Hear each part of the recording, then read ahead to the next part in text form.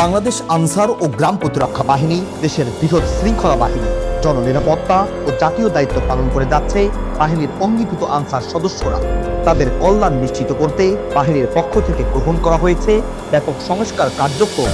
বাহিনীর অঙ্গীভূত আনসার সদস্যদের দীর্ঘদিনের দাবি ছিল রেস্ট প্রথা বাতিল করে টানা চাকুরির সুযোগ নিশ্চিত করা। বর্তমান মহাপরিচালক মেজর জেনারেল আব্দুল মোতালেব সাজ্জাদ মাহমুদের নেতৃত্বে সেই দাবি আজ বাস্তবে রূপ নিয়েছে।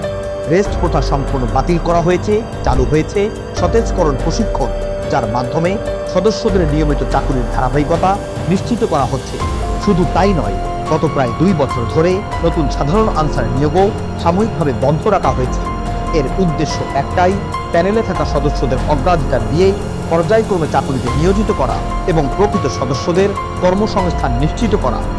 সতেজকরণ প্রশিক্ষণের মাধ্যমে ভুয়া সদস্য শনাক্ত করা হচ্ছে।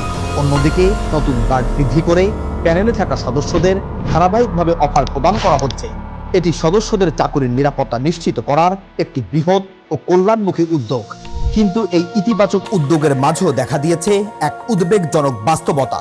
প্যানেলে থাকা 6,000-এর বেশি সদস্যকে চাকুরির অফার দেওয়া হয়েছে, অথচ বিস্ময়করভাবে প্রায় 5,000 সদস্য সেই অফার গ্রহণ করেননি। অনেকের ক্ষেত্রে 2 থেকে 3 বার পর্যন্ত অফার দেয়া হলেও তারা অফার গ্রহণ করেননি। অন্যদিকে হাজারো অপেক্ষমান সদস্য প্রতিদিন জেলা, রেঞ্জ ও সদর দপ্তরে যোগাযোগ করছেন শুধু একটি অফারের আশায়। এই পরিস্থিতিতে বাংলাদেশ আনসার ও গ্রাম প্রতিরক্ষা বাহিনীর সদর দপ্তর জারি করেছে কঠোর নির্দেশনা। প্যানেলে থাকা যেসব সদস্য বর্তমানে অথবা ভবিষ্যতে অফার পাবেন, তাদের নির্ধারিত সময়ের মধ্যেই অফার গ্রহণ করে কর্মস্থলে যোগদান করতে হবে, অন্যথায় তার স্মার্ট কার্ড বাতিল করা হবে। এর অর্থ বাহিনীর সঙ্গে তার সদস্যপদ এবং ভবিষ্যতের কর্মসংস্থানের সুযোগ চূড়ান্তভাবে শেষ হয়ে যাবে।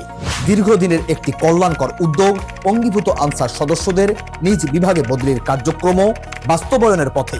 কিন্তু অনেক সদস্যের অফার গ্রহণে বিলম্বের কারণেই এই গুরুত্বপূর্ণ উদ্যোগ বাস্তবায়ন বাধাগ্রস্ত হচ্ছে।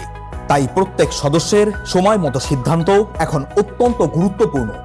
বাহিনীর বার্তা একেবারে স্পষ্ট, অফার পাওয়ার পর তা উপেক্ষা করা, ইচ্ছে মতো চাকুরি থেকে অব্যাহতি নেওয়া, দায়িত্বে অবহেলা, অনিয়ম, দুর্নীতি, উচ্ছৃঙ্খল আচরণ অথবা যে কোনো অপরাধমূলক কর্মকাণ্ডের বিরুদ্ধে অনুসরণ করা হবে জিরো টলারেন্স নীতি।